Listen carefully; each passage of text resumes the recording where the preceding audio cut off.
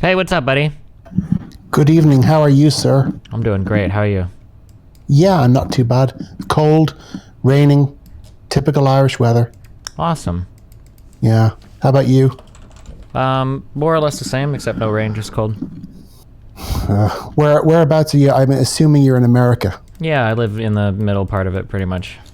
Oh, okay. So I know little or nothing about you. You only came to my attention when I saw a tweet by somebody complaining that you had issued a copyright notice against a video that she posted. Mm-hmm.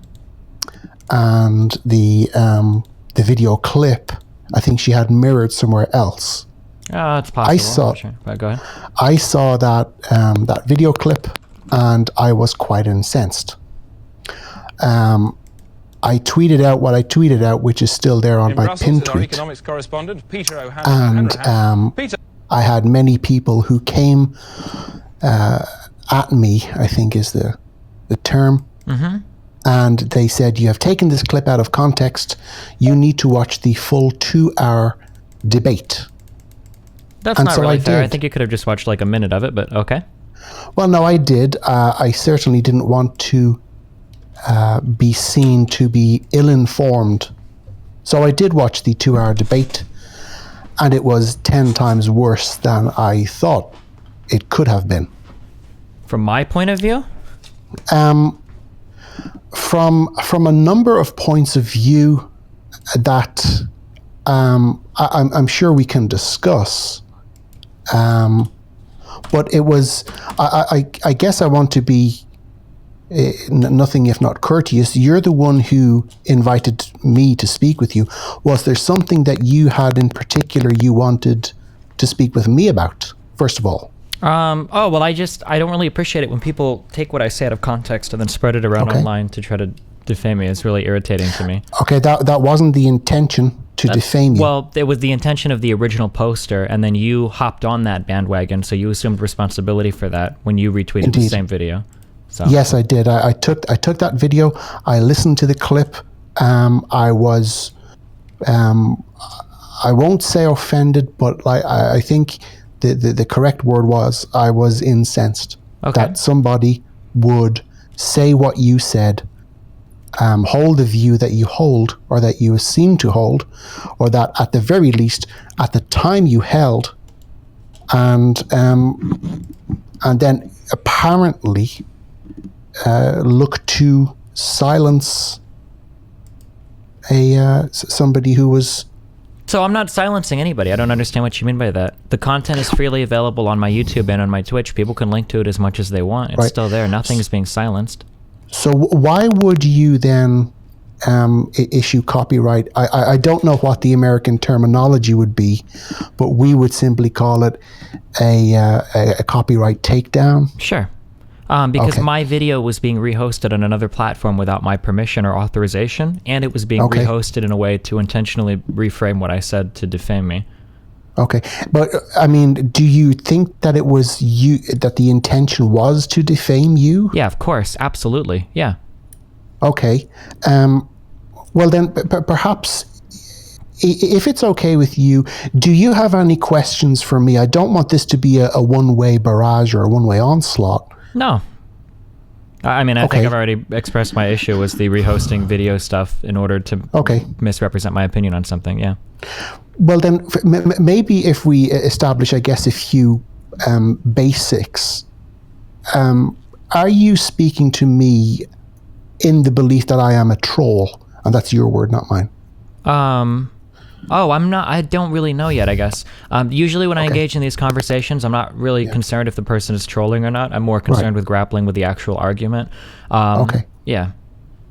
But in the back of your mind, do you still believe in some way, even though I'm not clear myself on what the definition of a troll is?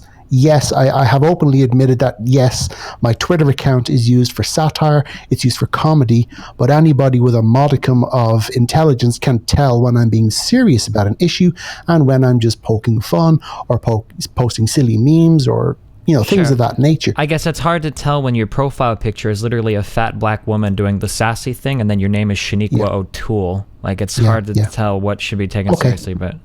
I understand that, and what I would say to you on that is, you are in America, you are American, you are viewing that as somebody where I'm not quite sure I understand the reason why you are all so racially sensitive over there. It is so insane to us here that me using that, and I have family and friends who follow me on Twitter as well, and all of the abuse that I get for that picture is from Americans.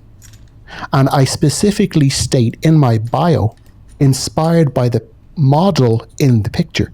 So when it seems that when Americans see that picture, what the word they straight away go for is, oh, racist, has to be racist, right?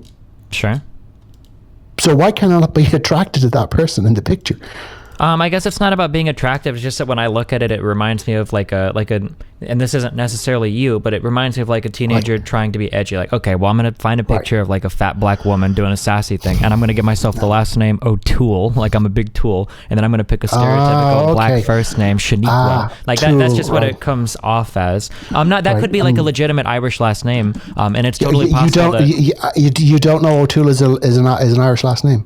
I know, I'm saying it could be, but I mean, it also very conveniently works, in terms of like there are real life, like, I don't want to say American last names, but like English last names or German last names that also can look like another word that would fit. I'm just saying that, like, if it's not intended to be racist, it like perfectly fits as racist. Is tool an insult in America? Yeah, it's a pretty... It can be, yeah. Like you're a tool, like you're an idiot. You're used for something. Oh, okay. Like you're a tool, right? Yeah. Huh. Well, we would call each other handbags. Your handbag. Sure. Maybe, sure. Or yeah. big And girl's then blouse. Shaniqua would be like the name of, like, if you're trying to make fun of somebody, you'd call them like Tyrone or Shaniqua or Jamal. Like, you'd pick like a stereotypical black name. I had never heard of that name. And you know what? I don't mind if you record this or if you want to publish this, because nothing that I will say to you is confidential information, if you will. Oh, sure, that's fine. Oh, I'm sorry. I'm sorry. Let me back up for a second, just to be clear. I'm live streaming. Is that okay? I don't mind. I don't mind that at all. Okay. I don't mind that at all. Okay, sure thing. Sure. That the name Shaniqua was a new name to me. It was given to me by my friend who is a crazy left-wing SJW, and there's a whole backstory to it that we can unpack at another time. But I was more interested in your position that this person is a troll because of this picture and because of this name, and without looking at the substance of my tweets. Would that be... Well, yeah, combined with the personal attack, the baseless attack on me, and then with everything else, yeah, I just figure. I mean, unfortunately, I engage with thousands of these people on a weekly basis, so I have to make kind of snap calls, and that's one of the easier snap calls. This is, I guess, your job. What you do is you debate. I don't like to say that, but yeah, that's a part of it now, yeah. Okay. How did this person come into your consciousness, this Amos person, Amos? A lot of the issues that I deal with on my channel are philosophical, because I think that it's a very important part of politics and ethics, obviously ethics, and then by extension of that, politics and policy. So I'm currently feuding with the skeptic community on YouTube. I have a lot of issues with a lot of them, and we kind of go back and forth. And Amos was a guy that was kind of making his way through the skeptic community doing this pedophilia debate. And I thought that it's an interesting debate because I think there are a lot of kind of core ethical things that we take for granted, and I think it's fun to justify those ethics that we have. When you say debate, that you debated this person, does this mean that you were in any way open to having your mind changed? Always, in every debate. Yeah, I would be open to having my mind changed, of course. Yeah. I see. So this person's stated aim, and I'll quote this: I'm trying to eliminate the age of consent laws for sex, legalizing child pornography, and ending discrimination for pedophiles. You're open to having your mind changed on that? If they're in the correct, if they're in the right, then yeah. And how would you decide if they're in the right? through discourse, through argumentation, I guess, to find out if their rationale is more reasonable than mine. This probably won't get read, but I'm gay. If this person's rationale was more reasonable than yours, then you would, I guess, end up agreeing with them that the age of consent law should be eliminated? Yeah, of course. Would you not? No, of course not. Why? Because of what the person said he wanted to do to 2- and 3-year-olds. And then later on, when they reached the age of 7, he deemed them worthy enough for penetrative sex. So if you had a position and somebody argued that position against you and they had a better argument than yours, you would hold on to your position understanding that it was inferior reasonably to the other person? The very matter that this is on the table for discussion is quite shocking to me. Why? Because you're talking about the most vulnerable people in our society, and you are talking about engaging them in sexual activity where their bodies have not reached the age of sexual maturity, and where they are completely unable to understand what it is they have been recruited to be involved in. Sure. Can you agree on that? Well, of course I agree on that. Those were all the arguments that I made. That's why I'm not in favor of getting rid of the consent laws. Yeah. Right. But you were open to having your mind changed on that. Of course, I'm open to having my mind changed on any topic. Everyone should be, on every topic. Yeah. Right. So under what circumstances then, if you're open to having your mind changed, there must be circumstances where you would in some way, there must be circumstances where you would agree that 2- and 3-year-olds may be involved in such activities? With adults, if you're definitely not. No, of course, I don't think so right now. I haven't heard a convincing argument for it, no. You haven't heard a convincing argument. So the analogy then that comes to my head is that you're like seaweed. If you hear something, well, then you'll go one way, and then if you hear something else, you'll go another way. And like the tide going in and out, the way it moves seaweed back and forth. You wouldn't be willing to put your sword in the ground, so to speak, and say, no, this is an absolutely repugnant act that this person is looking to enact. I think that the analogy is very loaded, but if that's the one you want to use, sure. Okay. I mean, you could construct any number of analogies to make your position look equally ridiculous. Where please do.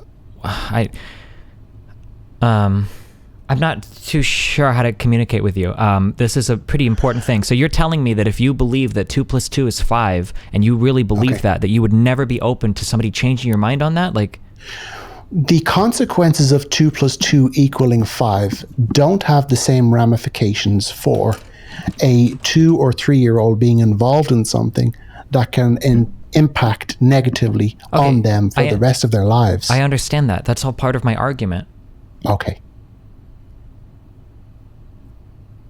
So do you have another kind of question that's closer related to, rather than 2 + 2 equaling 5? Do you have another example that we can steer this back into the same universe? So not to make this personal, but you are a trans person, right? Yeah. Okay. If somebody were to tell you that being a trans person is just naturally disgusting or unnatural, and that was their natural position, and they weren't open to hearing any arguments about it because they were so convinced of that, would that not be troublesome to you? Not at all. Don't care. I do what I do. I do whatever I do in the privacy of my own home or in private, and don't particularly care what anyone has to say. Okay, then if you believe that like all knowledge and all truth is just nihilistic and nothing matters, then why that's engage? That's me. That's my own personal view. That one very small issue. Okay. Well, I guess, so for me personally, because I have no idea what your platform is, for me personally, I consider the pursuit of truth to be very, very, very important, which means I'm always open to my mind. Well, you don't seem to agree with that, meaning that my mind should always be open to being changed if a better argument is presented towards me. If I believe in any particular thing, if somebody has a better argument, then I either use it to strengthen my own by countering their argument, or I would assume their position if their argument is better to make sure that I'm holding the most truthful position at all points in time. Even if there was a cost? Well, the cost would have to be, they would have to argue against that cost. I mean, that would be part of the argument.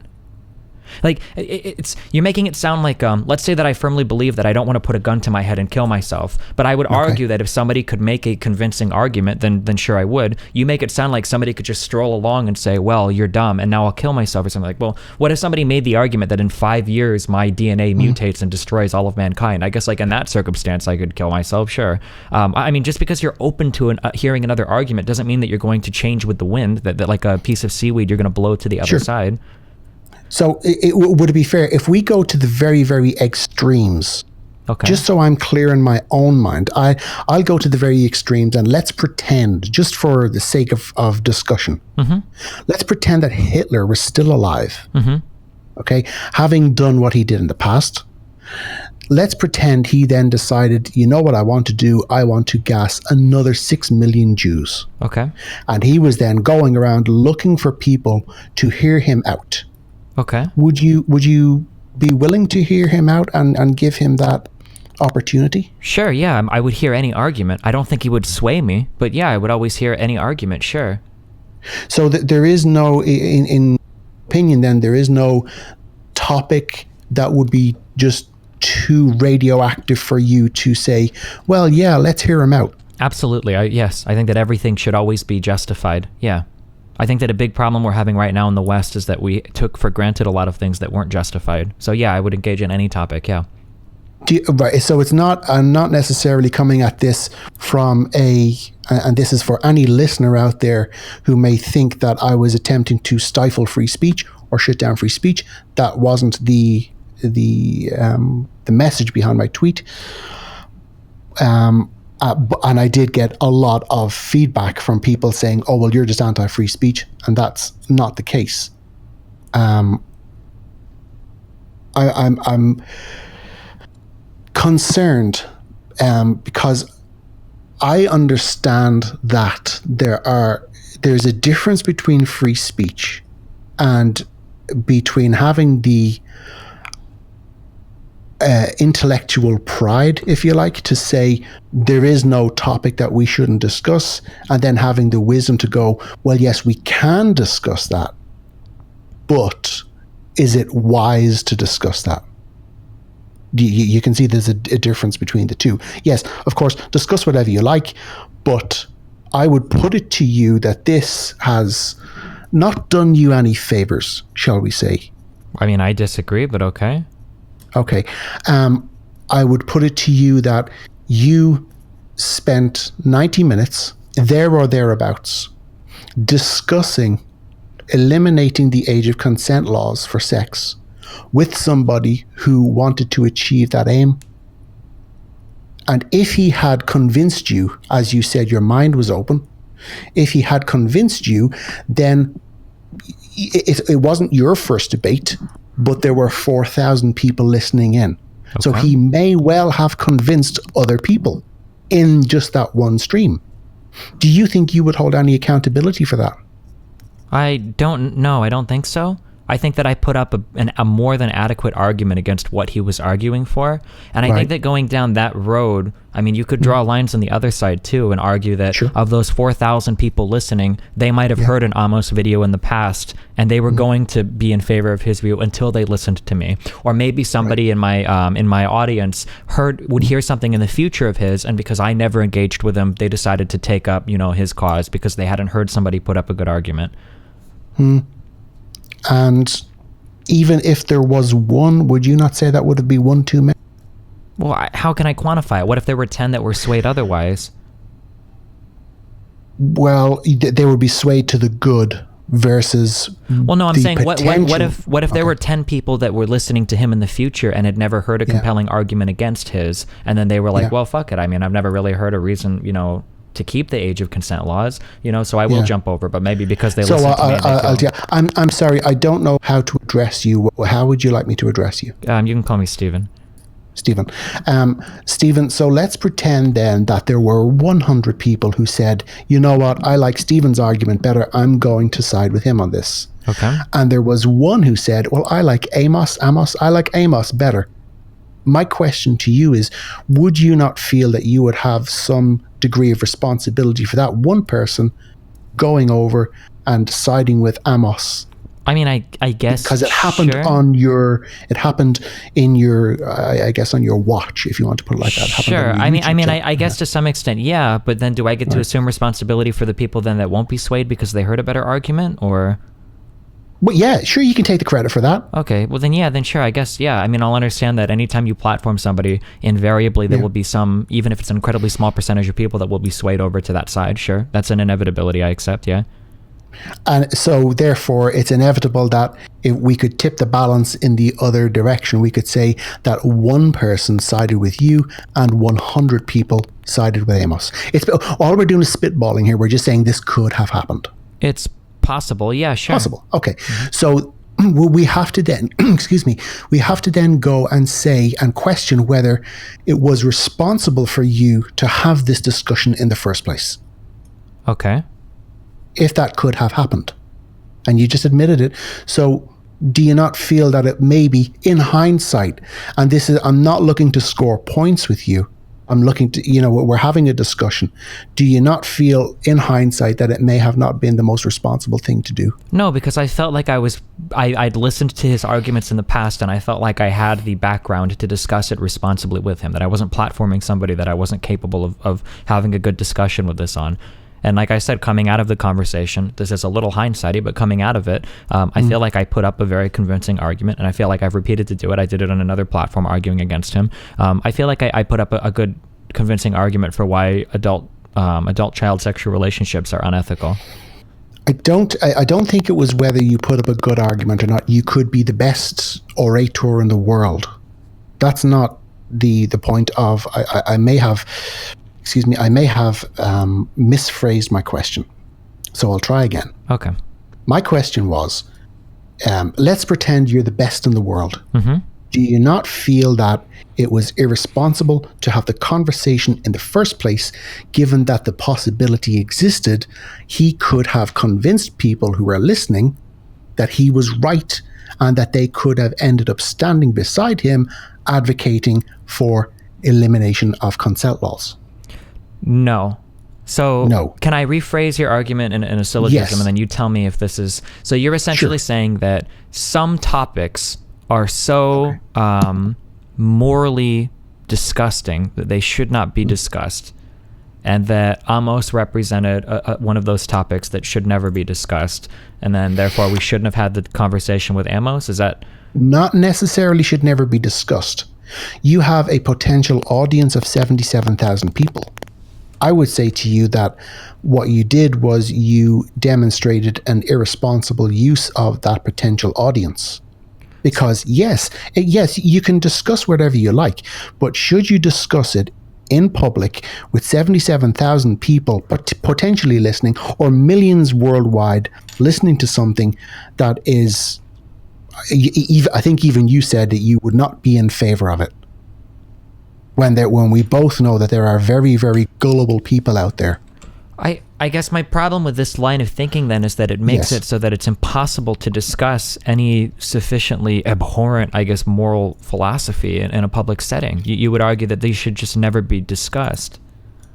In a public setting or in a restricted setting, would you seem to be in favor of anybody and everybody can listen into this in your millions, and we say whatever we say, and anybody can, whatever you take away from it, you take away from it, and we all go home smiling. Yeah?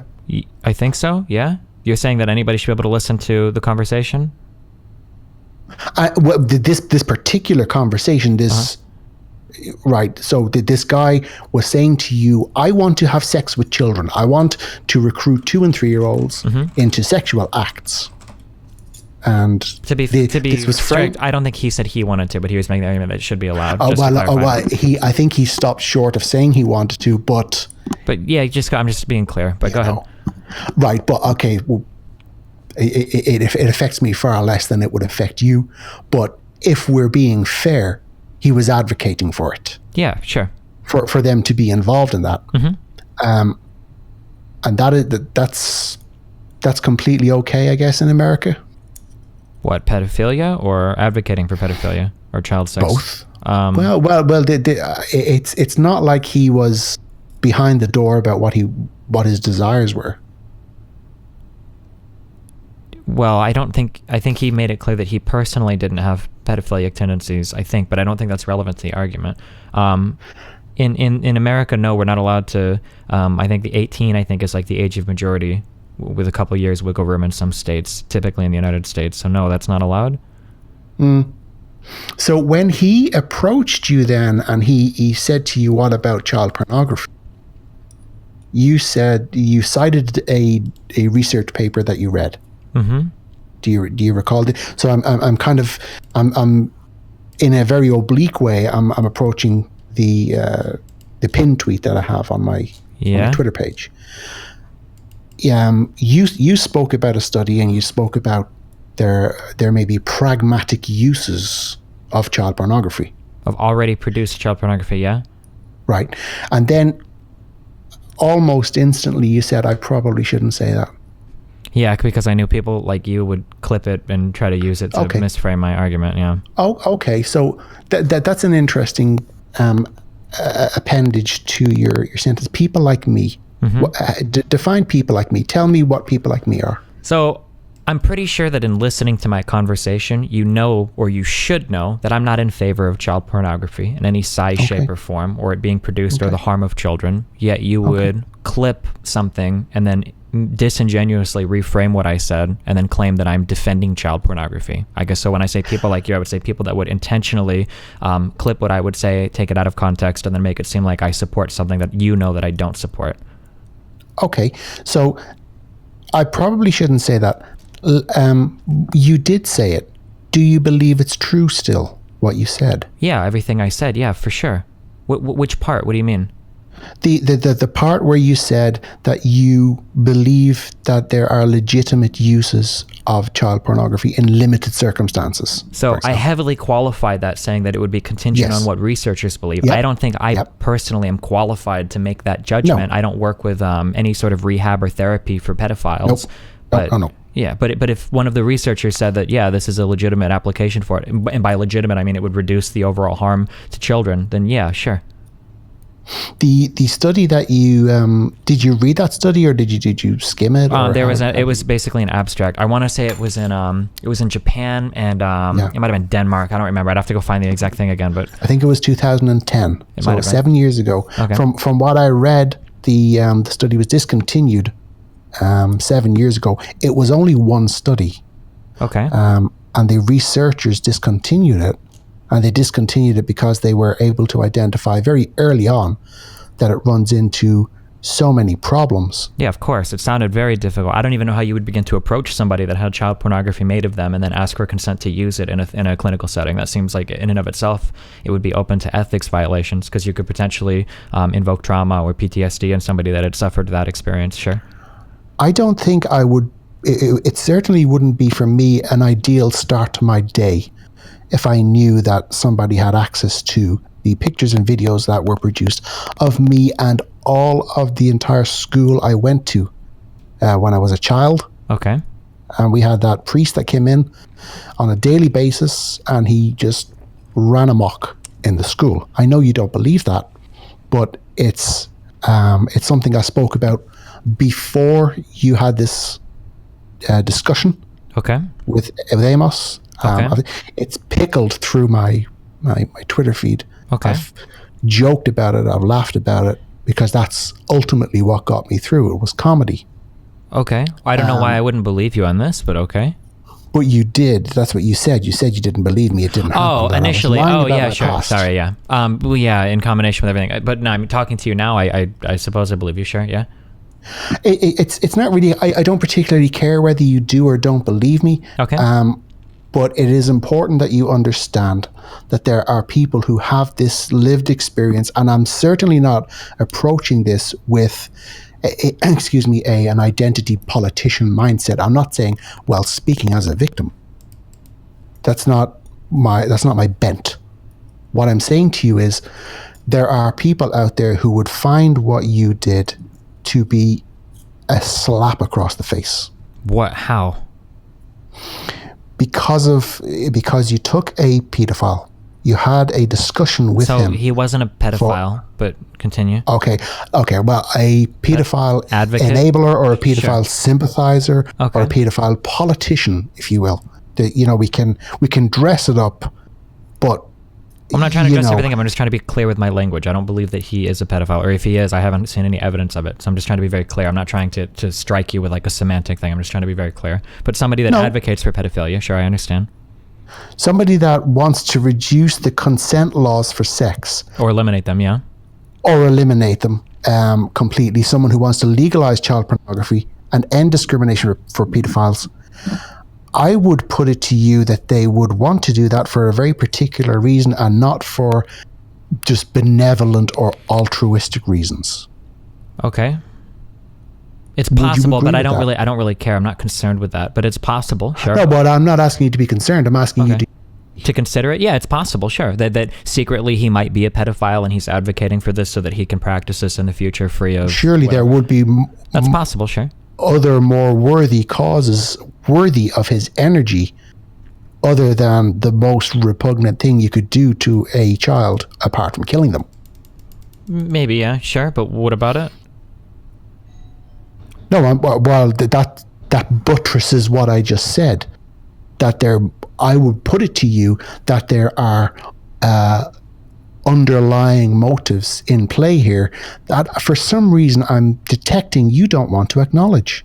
Well, I don't really care about them, I guess. Whether or not there's an underlying motive or something, I'm not concerned about. I'm more concerned with just confronting the argument. Ah, shoot. I'm sorry, hold on. Give me 1 minute. Sure, my doorbell's that's okay. You were talking about underlying motives of the Emmys. Yes. Okay? Right. And I put it to you that you said you didn't particularly care whether there were. Mm-hmm. So do you not have any emotional consideration of this issue that you had on the table a couple of nights ago? No. Typically, no. Yeah. No emotional consideration whatsoever? No. And do you know why that is? Because I don't think that emotional consideration is necessary when you're having discussions on ethics or morals. Right. And you're quite happy to reduce the conversation you had to one of pure ethics and pure morals. Yeah, when it's a discussion on ethics or morals, yes, yeah. Right. So you view the conversation you had with somebody trying to eliminate the age of consent law as an ethical and moral discussion. Correct, yeah. In this case, yeah. You can have different types of discussions about it. You could have a legal discussion, or you could have a data-driven empirical discussion. What harm results from it. But this was a discussion on ethics or morals. Yeah. So what were you hoping to achieve? What were you ideally when you went into this ideal outcome? Basically, I was curious if he could present a compelling argument in favor of pedophilia that got past my objection to the inability of children to consent or avoid harm. I was just curious if he was able to overcome that argument at all. And would you be willing to have similar discussions with other people? Let's pretend they are significantly more cogent. Would you be willing to have? Yeah, for sure. Yeah, of course. Yeah.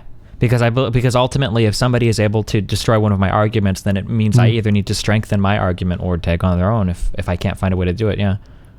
But so I feel pretty confident that I've never heard a compelling reason to allow child-adult sexual relationships that exist in any moral framework that makes society work. I think you would have to create a bizarrely hypothetical framework or something that doesn't exist or would be shared by most people today to make that work. I feel pretty confident about that.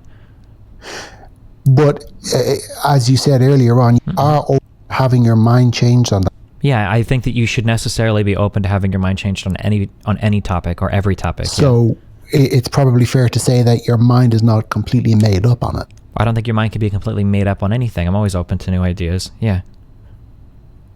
So what would you say then to use your words, people like me, people who say, no, absolutely not. There is no use at all ever for child pornography. Find another way. What would you say to people like me who say, absolutely no way? And the huge majority of people like me too. I mean, I'm not really concerned with anecdotes, so I wouldn't really care. I would completely disregard your opinion. On what grounds? On the grounds that you're not relevant to the conversation. Okay. So if I was talking to a researcher and the researcher felt that they had empirical data that proved that, so if we construct a hypothetical where the researcher said that a pedophile who was in therapy and had access to these materials had a 92% lesser chance of harming a child or abusing a child in real life. If that data was empirically true, then the next step would be to find responsible or ethical ways to procure this sort of material in order to create that outcome. So what you're essentially saying is you want me to weigh your I don't know if you would say your PTSD or your offended level at this topic against the potential harm to children. The potential harm to children wins out on that every single time. It's not even close. Yeah. I don't think I could call it PTSD. I don't even think I could call it an offense. I think I could call it someone who has their mind made up. Sure. On a given issue. Someone who has, I guess, a very strong standing on a particular issue. Yeah. Okay. Is that fair to say? So. Well, like for this issue, it sounds to me like you and I have very different fundamental basis, a very different fundamental basis on how we construct our kind of like frameworks to think about the world. So I mean, if I was going to convince you, the world is a rather grandiose statement. Sure. When I say the world, I mean like everything. Like it sounds like you and me come at it from a very different point of view. So if I were to try to convince you about this the child pornography thing, it wouldn't be about the child pornography thing. We would be stepping way far back, and we would just be talking about like the acquisition of knowledge or something in general. Like we would have to start on a very foundational level. If your question is like, how would I change your mind? Then that would be the way that we would have to go back and do it. So if you were to take, just for the sake of argument, if you were to take the view of Amos, sure, just to play devil's advocate, and you were to say, yes, I want to do this, and yes, I want to do that, Shaniqua, tell me why I shouldn't. And you would then say that if your argument is strong enough that I should maybe change my mind and end up agreeing with. Or seek to strengthen your argument. Yeah, it has to be one of those two things. I don't think there's any other alternative, in my opinion, or in my framework. So there wouldn't be any absolutes? No, I don't believe in any sort of moral absolutism or anything like that. So that means you, just by extension, and again, just by this topic alone, you're saying that there wouldn't be any absolutes in potentially reducing the age of consent or eliminating it altogether. Yeah, I've already said that, of course. But I don't believe I've heard a compelling argument for doing so, and I don't think anybody's put forth a compelling argument for doing so.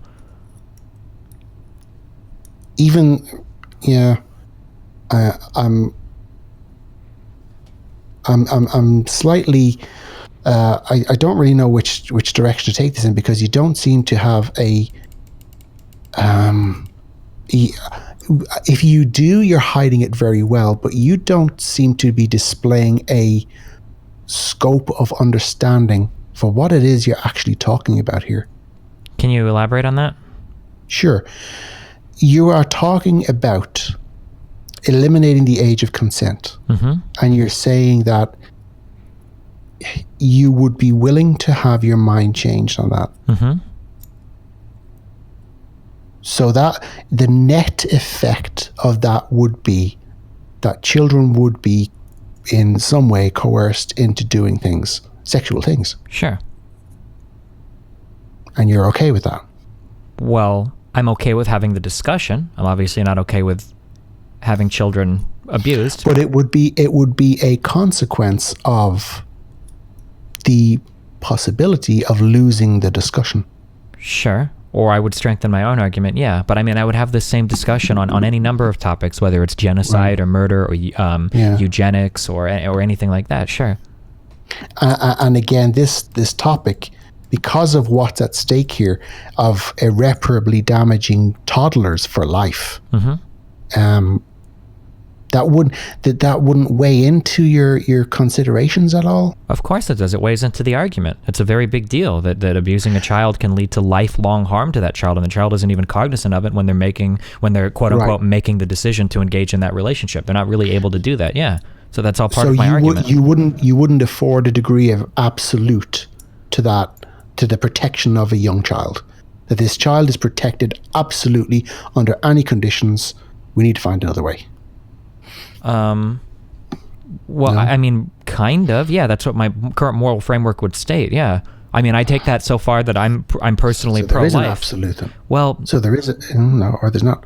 By the way, I'm pro-life too. So Sure. So, like, I'm when you- guessing there are. or go ahead. I'm sorry. I'm guessing there are issues that we would probably agree on all day, Okay. such as pro-life. I would very much like the free speech laws that you guys have over there. I think is it your first amendment? Yeah. Second? First amendment. First one is all right.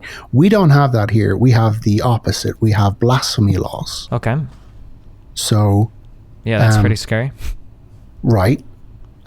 So there are things we would agree on, but it seems that it seems Can that you have. Well, real quick, Yes, sir. before we jump into this, just so I can clarify earlier, that Yes, sir. absolute can be used in two different ways. So Uh-huh. right now, I believe that Yeah. it is absolutely wrong to kill a child, right? I believe Yes, of that it course. is absolutely wrong to do it. But my belief in that is not absolute and that it could never be changed.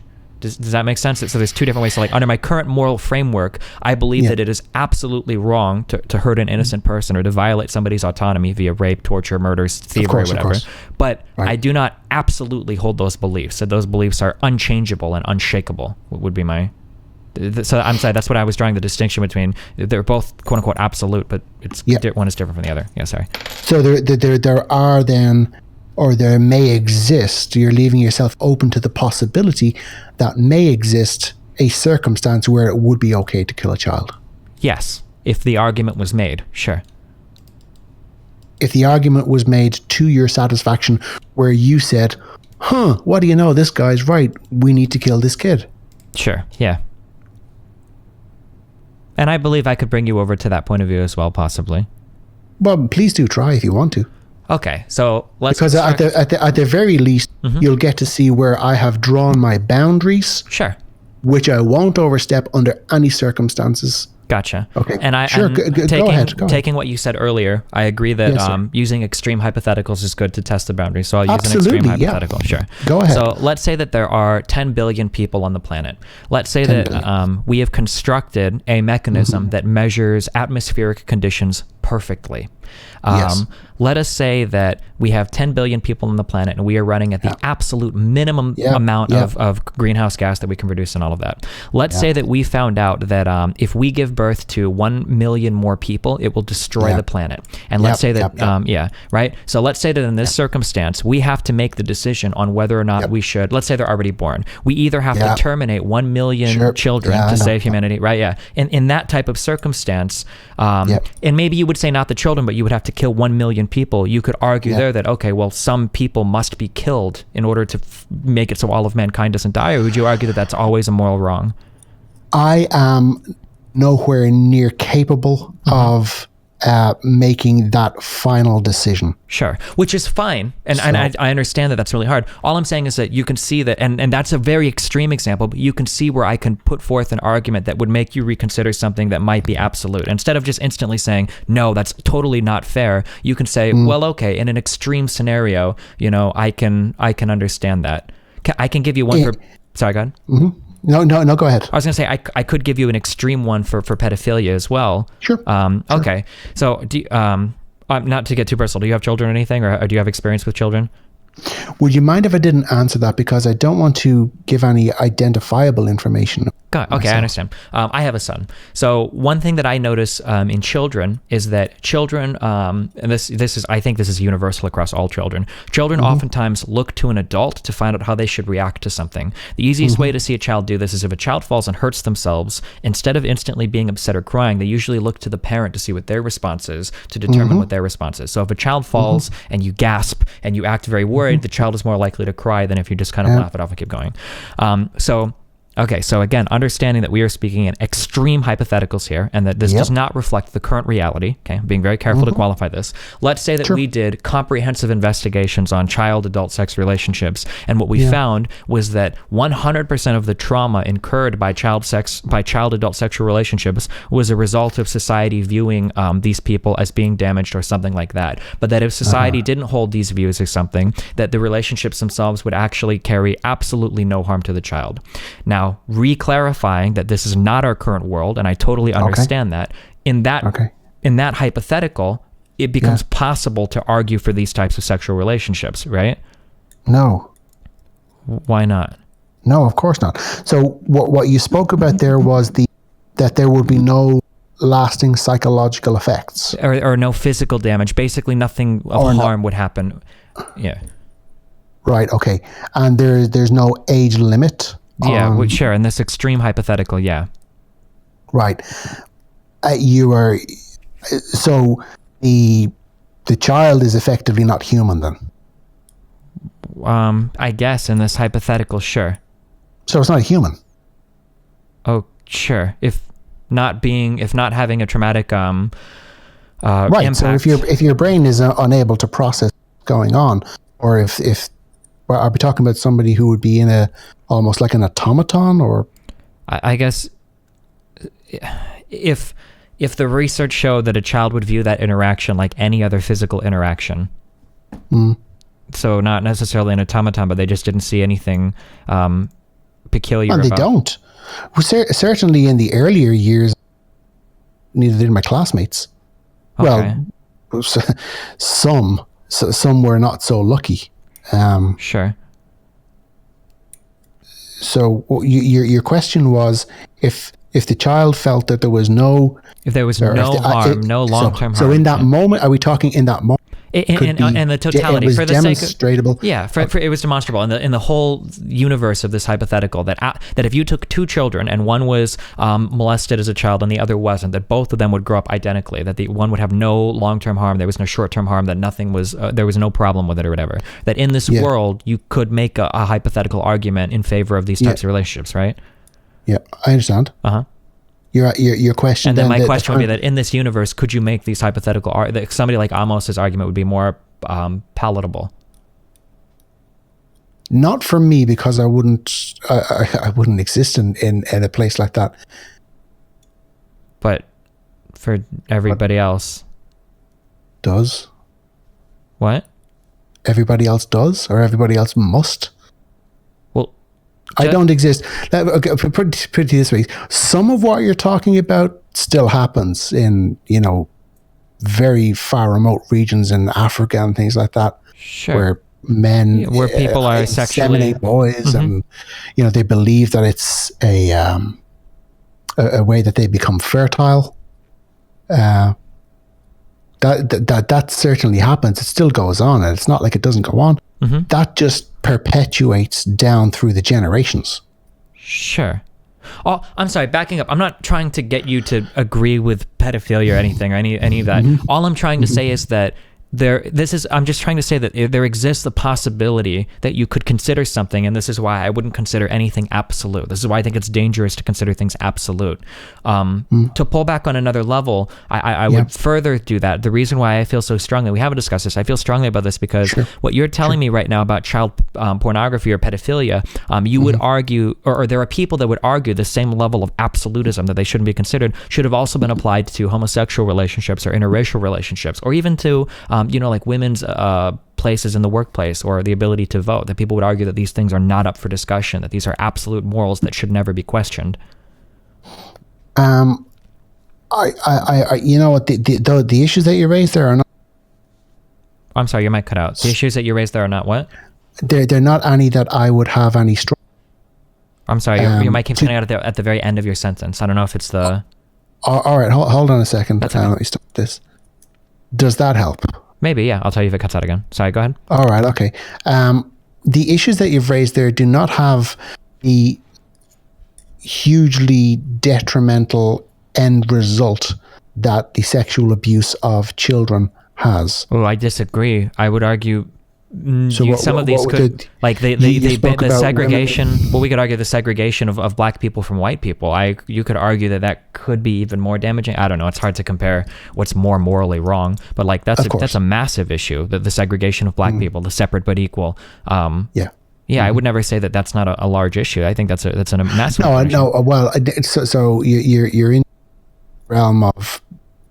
What's worse? What's the worst of the worst? Yeah, and I'm trying not to play those games because that's really hard to. I don't know how to quantify it. Yeah. and neither do I. And that is a separate discussion all on its own. Sure. Well, I think it's not. I don't think it's even relevant. I'm just saying that that the whether or not interracial tensions should be discussed, like that's a huge issue, and a lot of people would use the same argument you're using about pedophilia. Would use that argument in regards to interracial. Right. Yeah. But I guess the combination of severe harms that result from the sexual abuse of children at various different levels for the amount of time it certainly has the potential. Speaking in my case, I know one kid ended up killing himself. Okay, but I mean the discussion of racial tensions, I mean, led to the Civil War. I mean, that was a pretty damaging thing. There were millions of people that died. I don't know what the final casualty count was, but oh, I'm sorry, maybe not millions, but almost a million, up to 700,000 maybe. Pass. You're probably talking. I'm sorry. In the United States of America, we were divided on issues between the North and the South many years ago, and one of the arguably the most important issue that we were divided on was slavery, and that led to a divide between the North and the South that led to our Civil War, the American Civil War, where the South was fighting generally in favor of slavery because they were mainly agricultural, and then the North was fighting against slavery. I know nothing about it. Sure. But I mean, you could imagine this, right? Sure. Sure. Yeah. We would have something similar with the British colonization and then the Civil War that happened in Ireland. I'm just saying that, like, so this discussion on racial tensions led to over 500,000 people dying. So to say that, like, discussing child porn is, that's a horrible thing. You could never do that. Like with racial tensions, racial tensions led to many, many, many, many people being killed. Right. It's quite, I think we both agreed that it is quite a thing to try and weigh up and see, person for person, how quantifiable is the harm done, person for person, if you're talking victim for victim here. Yeah, no? Yeah, I mean, it's difficult to measure that. Yeah, sure. Is that... Right. Yeah, that's what I was saying. So I thought we had both agreed on that, or did we not? Well, I agree that it's difficult to measure. I'm just saying that I feel like your system of what should or shouldn't be discussed could easily be used to justify never talking about interracial tensions, is what I was ultimately getting at. I can't comment on the interracial tensions. You've got me on a point of history there because I don't understand anything about it. The premise that I had to put to you was that there is a difference between exercising the right to discuss anything you want and the wisdom to know that there are some issues that really should be just left alone. Okay, I guess I just disagree with that because I feel like that could be used to silence any sort of uncomfortable discussion, and I think that I think that's an inherently negative thing. I think people should be more equipped to grapple with these complicated ethical discussions, in my opinion. Okay, so but back very, very much then back full circle. To you, the age of consent is nothing more than a complicated ethical discussion? Well, everything is an ethics discussion. Yeah, of course. Yeah, sure. I mean, you say nothing more, like ethics is very, very, very important. I mean... but nothing more. I don't know what you mean by nothing more. Okay, so nothing else would weigh into that for you. Only ethics, only morals, only only reason. Should I? Of course, but like negative human experiences inform your ethics and morals and your reason. If I wanted to have a conversation on whether or not I should be able to kill 100 people in a neighborhood for no reason, this would just be a discussion on ethics. But that doesn't mean that the death of 100 people doesn't weigh into that discussion. Do you think you would hold this same view if you yourself had been a victim? Yes. You said that quite quickly. Yeah, because I absolutely know I would. And how do you absolutely know you would? Because I just do. But I don't think that's relevant to the discussion. Well, of course it is. I don't think so. No? think it just, if you take a second to think about it, you said you absolutely would know that, wouldn't? I would absolutely So know. have Yes, you- because I do. Because I don't want to get into it because it's a personal issue for me. But I would answer yes to that. But I don't think it's relevant to Okay. this conversation. Okay. Have I hit on something that I shouldn't have hit on? No. It's just I don't think it's relevant to the conversation. I try to avoid arguing via anecdote. Whether my answer is yes or no to that certainly not an question. anecdote, but I think it's I think it's important that at least you be honest with your audience if there is something that you would rather not certainly discuss, but It's not a matter of being honest with my audience. It's a matter that I have. One of the issues that I've had over the past few years is understanding that not everybody thinks of things the same. So there are a lot of things that I would be okay with that not necessarily everybody else would be okay with, and that's something that I've come to understand over the past half decade of doing this public stuff. Okay. So, for instance, I would be okay with people calling me any number of names, but I wouldn't say that everybody should be okay with it just because I am. That's why I try not to argue from personal experience or anecdote. Right. So if you were to argue, let's pretend then that you were an unfortunate victim, Okay. or flip the coin. Let's pretend you weren't. Okay. Do you still think you would hold the same views? Yeah. And are you absolute in that belief as well? I mean, I can't possibly say that because I can't predict how my life would be different or so. That's a really hard thing to say. But I mean, the way that it works today is I try to construct most of my arguments using some rational form of argumentation where I don't consider my personal feelings as part of the argument. So I would hope that my thought process would be the same today. Yeah. Did you ever talk about it? No. Why not? Because I feel like because I don't think it's relevant to anything that I talk about. I'm not talking about to your audience. I'm talking about just privately with other people. Sure, there are probably 2 or 3 people that I've talked to about it, yeah. Has it been helpful to you? No, not really. Do you think you can ever have conversations that would be helpful to you? Probably not. Would you be open to having your mind changed? Sure, I'm always open to having my mind changed. But the way that I look at things like these is that if there's something that doesn't give me trouble, or if there's something that I've accepted and moved on from, if I'm not haunted by something or it doesn't keep me up at night, then I don't really care. I don't see any reason to revisit it. It's not something that bothers me. So How do you know? How do you know? I mean, I can't truly know, but I mean, in that case, then I should have all points of my life discussed. Like maybe a violent video game that I played when I was 12 years old is still having a negative impact. Like it's impossible for me to actually know that. When you ask me, how do I know? I think that there are pretty well accepted signs of PTSD or something that most people experience, I guess, in life, and I don't go through any of that. So I would imagine that there are no negative repercussions to things that have happened to me in my past. No, neither do I. But by the way, neither do I. I'm not. I wasn't exactly triggered, if you will, by the debate. I was triggered by the very thought that you, a smart person, that you would not draw a distinction between, yes, free speech, but this doesn't look good for me. Because I am of the mindset that every issue should be up for discussion, because I think that because if I flip that and I look at the negative of that there are some topics that shouldn't be discussed, I think that there are empirically negative things that result from that. Whereas on my point of view, I think that there should only be positives.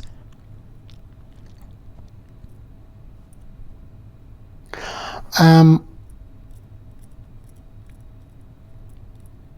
wasn't expecting to discuss what you just shared with us there. Okay. So please accept my apologies. It's not it's not my intention to out somebody who doesn't want a part of their.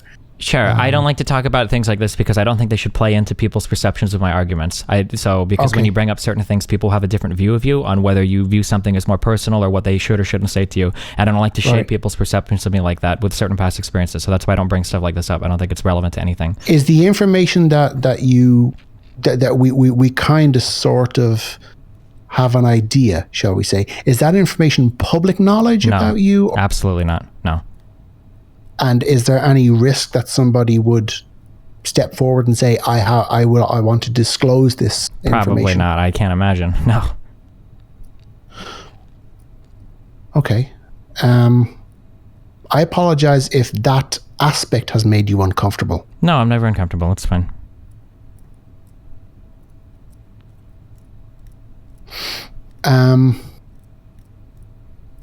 It's slightly changed how I'm approaching this now. Well, this is exactly why I don't like to understanding. discuss these issues, because I don't think that it should I think change that's the way... crucial, though. I think crucial. Because now instead of engaging with my argument, now you're trying to engage with me as a human, and this type of conversation is much different. I'm not concerned with what is your personal opinion of me. You're almost saying that you're not human.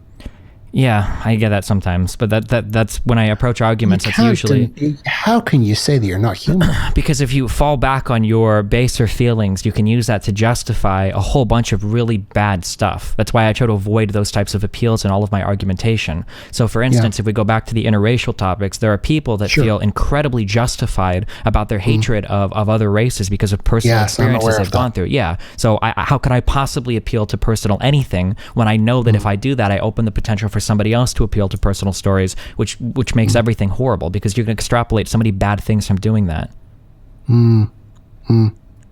That's why I try to avoid that. Yeah. Okay. So I think I've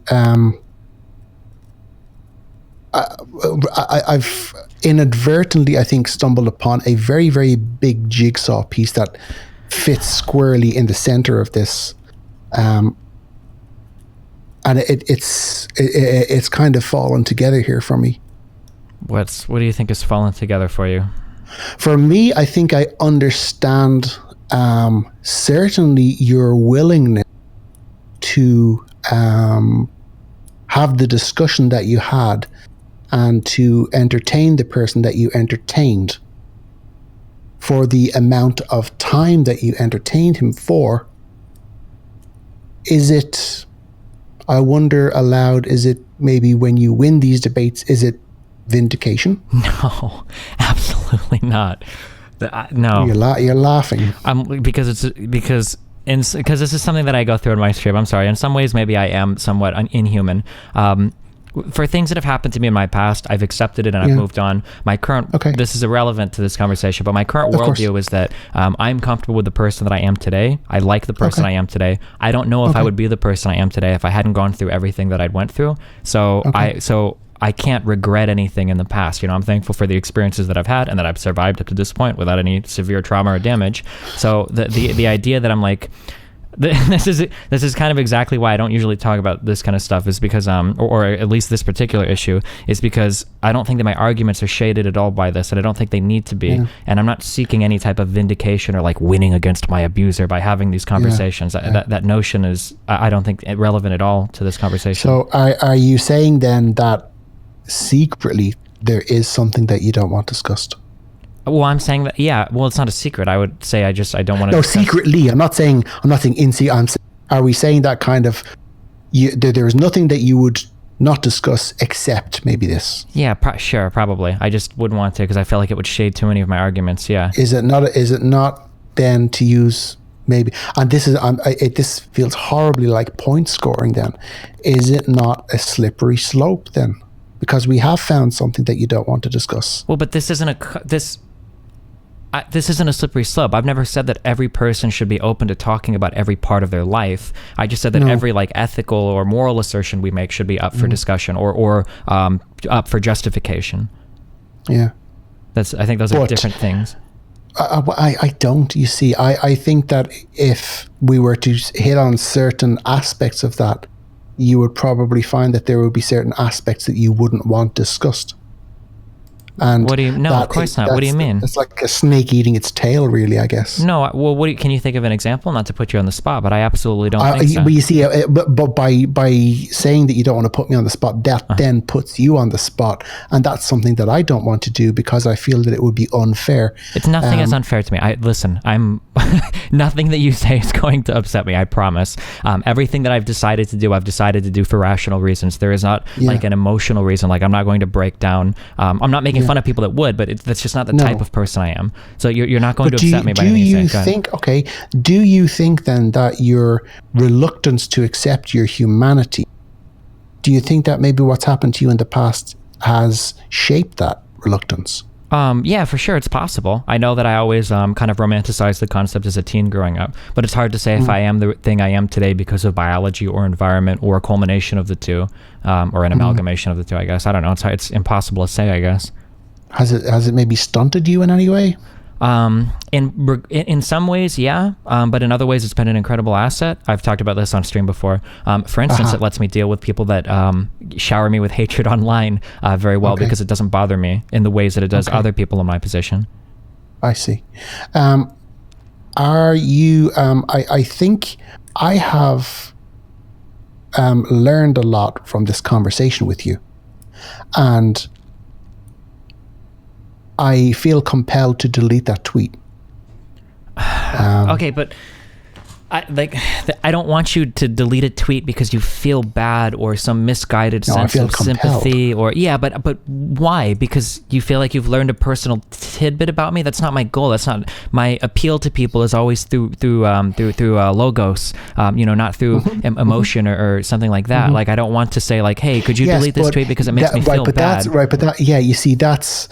I think that might be something that, by your own admission, that you might be in some way stunted. No, when I say that I'm in some way stunted, I have trouble forming personal relationships with people, but I don't know if that's related to any particular thing. There's a lot of stuff in my background that just in growing up, I did certain things. But regardless, like I don't like when I put forth an argument, I want the argument to be judged on the merits of that argument, not how do I feel about this person as an individual, but more like is the argument good or the argument is bad. If you come away from this conversation thinking, well, Stephen genuinely supports child pornography and he thinks it can be morally good, then by all means leave the clip up, but don't come away and like, well, I should delete it because I feel really bad for this guy now. Like that's not my goal in these conversations.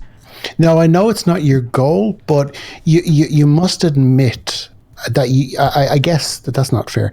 You may agree that you'll never be able to step outside your own head. You'll never be able to see maybe what I see or what other people see. Well, by definition, of course. I mean, I try my hardest to relate to people on a cognitive level. Like I can certainly see things from your point of view. I'm sorry, earlier when you discussed can you see how I see it or whatever, like I totally I empathize or sympathize. Like I understand your point of view. I just wouldn't consider it in these discussions. That doesn't mean that I can't fathom the personal harm or trauma or experience that you go through when you see people discussing this. I could imagine that to a great deal and maybe even detail some of it out verbally. But that doesn't necessarily mean that I would consider it as part of the argument that I'm making. Does that make sense? Yes, it does. Okay. I don't think it is in any way productive to continue raking over these issues that we've already that we've already kind of, I suppose, discussed. My only last question for you now, having had this discussion with me, do you still believe me to be a troll of yours?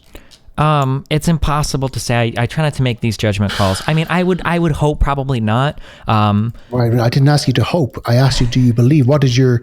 I know you probably won't say that you have good instinct, but having had a discussion with me for I don't know how long we've been speaking now, but so a few years ago, I streamed myself doing Tinder streams because I thought it would be entertaining to do it. And over the course of 3 days, I got to know a girl that I was sharing conversations with. And at the end of these 3 days, I started to wonder because this girl seemed to be perfect in too many different ways, and it got to be really weird. No. Yeah, exactly. And I called. Is that what they call a catfish over there? Yeah, it was by one of my it was by one of my fans, and I even called because I was like, we need to talk on the phone, and it was actually a girl that picked up. So he got like his sister or something to to join in on the prank.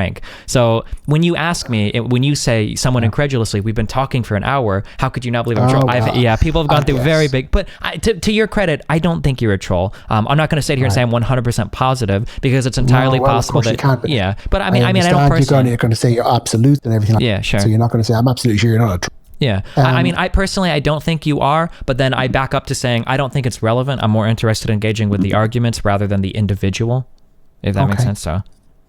Yeah, it does. Do you have any final questions you want to ask me? No, I don't think so. I guess we've clarified our disagreements. Sure. From what I saw in previous streams, you have access to is it like a chat kind of stream, like a list of people that have any questions at all that they would want to put to you or me, which is why we're talking? Yeah, I mean, I guess, yeah. Why, do you want questions from chat? I don't know. Is that normally the done thing? I typically don't, but I mean, I can get some in if you want. If somebody has a question, I guess you can. Do you, or I guess so, I'll ask this question. Do you see, or do you acknowledge, if not the validity, do you acknowledge the possible problems that could come from saying that some things shouldn't be discussed? Or do you reject that? I have learned, and the outcome of the learning that I've down through the years has been to the positive, that there are some topics that should be best left alone, and this is, if not top of the pyramid, it's close to the top of the pyramid.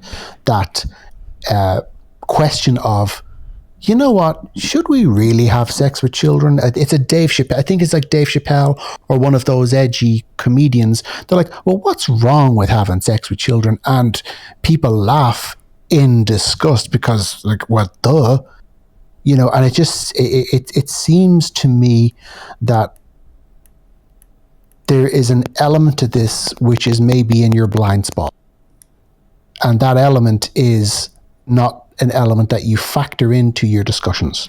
Well, okay, so I can talk two parts on this. So firstly, it's interesting that you bring that up because I'm actually familiar with that precise Dave Chappelle joke.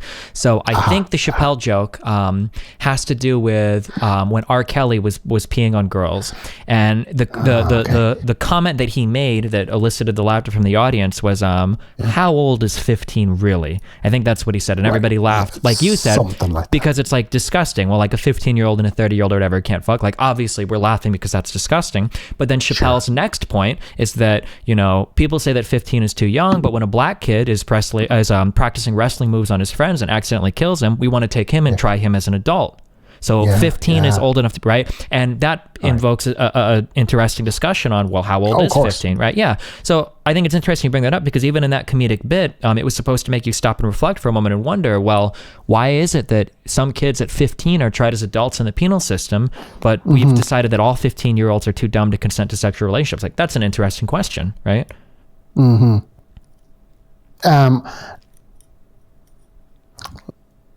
That wasn't my takeaway from it. Sure. I mean, I could shoot you the clip, or you could Google. I think if you Google like how old is 15, you'll probably come up with that Chappelle skit. Right. Yeah, but that was definitely the takeaway. And the next part he went into was the black friend practicing wrestling moves on his friend and him being tried as an adult. And that bit is not. I don't recall that. Okay. That bit, the wrestling bit. Sure. It could have been reframed, or it could have been repackaged and told by another comedian. I don't know, but Chris Rock, Dave Chappelle, and there's another comedian that's just as, you know, boundary pushing. Louis C.K. or probably the likes of Doug Stanhope. Okay, I'm not sure who that is. You know, so you don't know Doug Stanhope? No, I don't watch a ton of stand-up. So right, so yeah, no, he did a very similar bit in Scotland, and he was pushing the pedophile envelope very hard. And it resulted in people getting up and walking out, and so on and so on and so on. So there are other comedians that would, you know, kind of have similar bits. And I may have, you know what, you could be completely right, and have that bit that you did the follow on deleted from my memory. But I actually ordered some food a little bit ago. I'm gonna run up and just grab a plate real quick, and then I want to ask you. You know what? I think it would probably be to wrap this up, because I'm actually getting some messages here from your fan base telling me in no uncertain terms to go away, and that's me being very polite about it. Oh, no. Listen, there's always going to be, but there are people with questions too. If it bothers you, you can leave. That's totally fine. But there's always going to be. There are sufficient fans of yours Well, it's nah. Trust me, there's So- not. There's about 4,000 people listening right now. If there's only 5 or 6 Right. sending you messages, they're just assholes. Just ignore them. I'm curious about a tweet that you sent, and then I want you to pontificate. Absolutely. Yeah, you can ask me anything you want. So you tweeted that nothing can be off limits in comedy. I'm curious what Yeah, the that's difference right. is between comedy and philosophy. While you think about your answer to that real quick. That's comedy. Yes. Yeah, sure. No, Let that's me- comedy. Let me get Of course. Let me get a plate real quick. Okay. I'll be back 1 sec. Sure. All right, I'm here. Hello there. Okay. One message of support, and the rest are not happy bunnies. That's shall all we right. say. Don't worry about them. So you Twitter feed, and you unearthed a tweet that I said where nothing should be off limits in comedy, and I stand by that because it's comedy. It's a performance.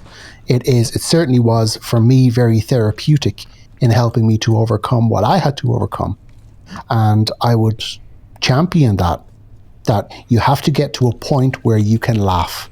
Okay. Once you get to that point of you can laugh at what happened, then I'm of the opinion through the various different talking therapies I participated in, that once you get to that point, that's the Everest, if you like. Okay, I understand. So that's why I champion comedy.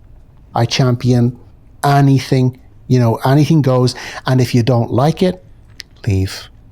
Well, are there any other issues or anything you want to bring up, or? No, I'm quite happy to wrap it there, and I thank you for your time. All right. Well, thanks for Yeah. the conversation. It was more than I thought it would be. I thought it was going to be a huge shit show, but You thought it was going to be which? I thought it was going to be a huge shit show. As in I would abuse you, or? That you would just be like a loud, obnoxious troll. Oh, But I understand your point of view. So yeah. I'm sorry I disappointed you in some way. No, it's okay. I think, or potentially I may have pleasantly surprised you in another. Sure. Okay, sir. Have a good evening. All right. Have fun. Goodbye now. Bye. I could put on the fucking songs again while I chill. I could call Destiny as well. Destiny, is he streaming right now? I would love to play with Destiny, but the thing is, he trolls me every time we play. He trolls me every single time. What? That children would be in some way coerced into doing things, sexual things. Sure. Jesus Christ.